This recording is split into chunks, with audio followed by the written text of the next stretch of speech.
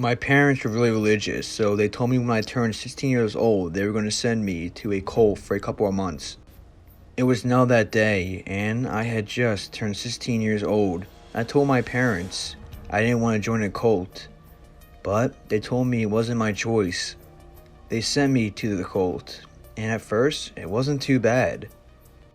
Just as I was getting used to everything, I noticed a lot of weird things happening. As time would go on, I realized the cult killed people. This was shocking to me, and I wanted nothing to do with it. I was going to call my parents, but they took away our phones. There was no other way of getting into contact with my parents or anyone else.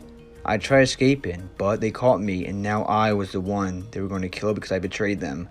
They tied me up that night and were going to kill me. Luckily the ropes weren't tight, so I escaped and ran out the back door.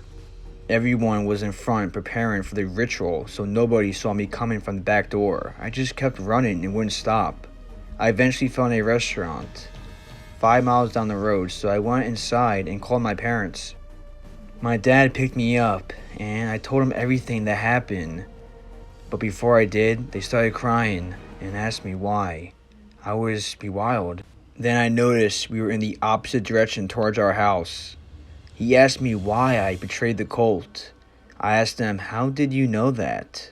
Then my eyes widened. They took me back to the cult, which is where they would kill me, and that is why my parents were crying. I asked my dad, "How could you do this to your own son?"